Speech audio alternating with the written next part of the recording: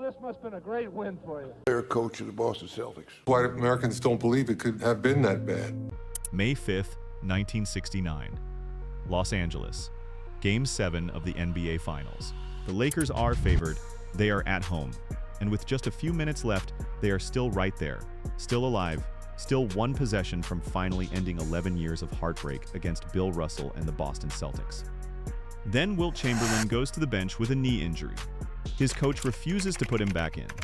The Celtics win 108-106. And somewhere in the immediate aftermath, Bill Russell says something that will not just close out a series, it will end a friendship of more than a decade. But before we get to what Russell said, before we get to the silence that followed and the apology that took nearly 20 years to arrive, we need to understand something about the man himself. Because Bill Russell did not hand out enemies the way other people handed out opinions. What he gave out was something far more specific. A cold, precise judgment of who you were when the game was on the line. And 5 men, for very different reasons, ended up on the wrong side of that judgment. So, let's go back to the beginning. William Felton Russell was born in Monroe, Louisiana, in 1934, which meant he grew up in a time and a place that taught him early what it meant to be dismissed and underestimated, and told that his excellence had a ceiling other people got to set. By the time he reached the University of San Francisco, he had already decided that the most powerful response to all of that was winning. Back-to-back NCAA titles in 1955 and 1956, a 55-game winning streak, an Olympic gold medal in Melbourne, where he led the United States team in scoring, and then a trade mid-season to the Boston Celtics, a franchise and a city that would give him 11 championships and enough personal hostility to make him deeply ambivalent about the place for the rest of his life. Russell was not warm to outsiders. He refused most autographs. He met media questions with what became known as the Russell glower, a long, icy stare followed by nothing. He said publicly, without apology, "You owe the public the same it owes you. Nothing."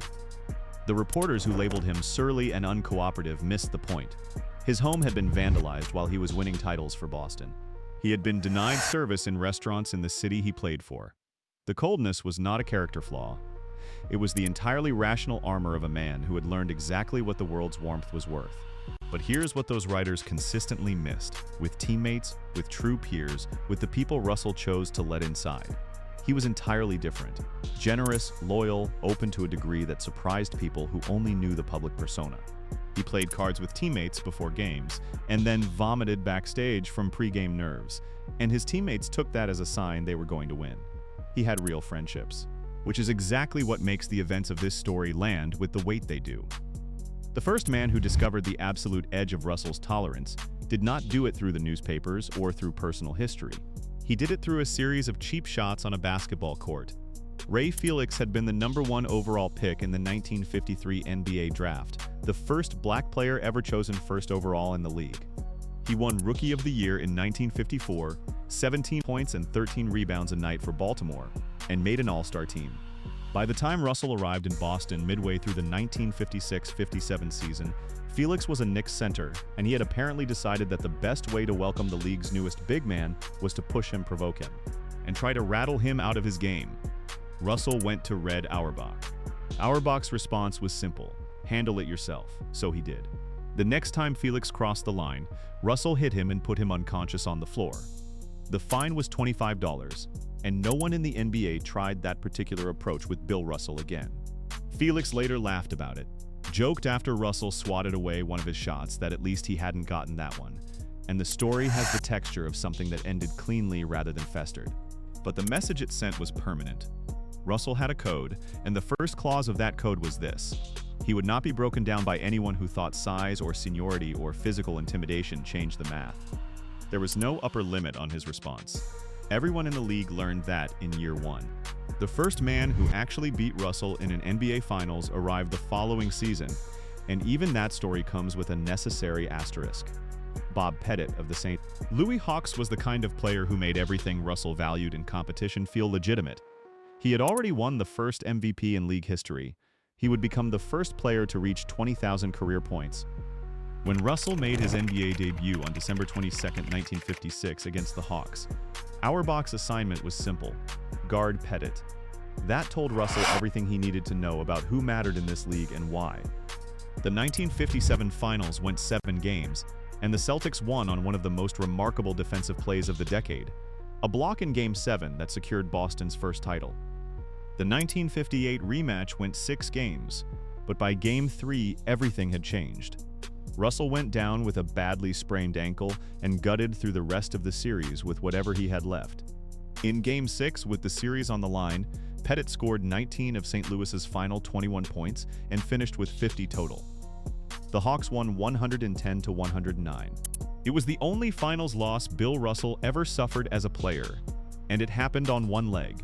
Pettit, decades later, would say that Russell was the greatest player who ever played the game, that if he had a single pick to start a franchise, it would be Russell without hesitation. What the two of them shared was not animosity. It was particular respect that forms between people who have pushed each other to the absolute limit of what either could do. The 1958 loss was not a wound Russell carried into retirement.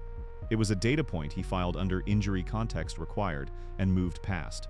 Pettit had earned that series, and Russell, who respected earned things more than almost anything, gave him that. The next chapter in Russell's competitive record involves a man who was genuinely his friend before, during, and after every game, except for the 48 minutes in between. Elgin Baylor told the story himself, years later, and he told it with something close to admiration. Once a game started, Russell became a completely different person. He didn't care about the friendship. He fouled hard, competed without mercy, and did whatever the situation demanded to win. Then the buzzer sounded, and he'd be standing outside the visiting locker room, asking where everyone was going for dinner, after the Celtics had just beaten the Lakers by 30. In the 1962 NBA Finals, Baylor put up one of the most extraordinary individual performances in finals history, 61 points and 22 rebounds in a single game. The Lakers won that night, but they lost the series. They came back in 1963 and lost again, then 1965, then 1966. Elgin Baylor spent the entire prime of his career running into the same green wall, the same relentless defensive pressure, the same man who had decided before the tip-off that the friendship was suspended until further notice. That ruthlessness was not contempt. Baylor never described it as contempt. He described it as a code: compete without reservation, settle up socially the moment the game ends. Russell didn't have a problem with Elgin Baylor. He had a problem with the possibility of losing to Elgin Baylor, and he handled that problem the same way he handled every other, by refusing to let it happen. The man on the other side of those same Lakers rosters who pushed Russell even harder and got perhaps the most remarkable response Russell ever gave a competitor was Jerry West. 6 finals, Boston won all 6, and West kept coming back. The 1969 finals was the most painful for everyone. West averaged 37, 9 points across the series. In Game 7, he scored 42 points, pulled down 13 rebounds, and finished with 12 assists. A performance so complete in defeat that the league named him Finals MVP, even though his team lost. That had never happened before in NBA history. It has not happened since. After Russell retired, he sent West a handwritten note. "The greatest honor a man can have," it read, "is the respect and friendship of his peers. You have that more than any man I know. If I could have one wish granted, it would be that you would always be happy." West said it was one of the most meaningful things anyone had ever sent him, so Russell did not despise Jerry West. What Russell did was refuse, at every turn and in every series, to let Jerry West win. Then he put it in writing that he understood exactly what that refusal had cost West and exactly what it said about him. West was not an enemy. He was proof that Russell's standard was real because it took everything Russell had to maintain it. And then there's Wilt.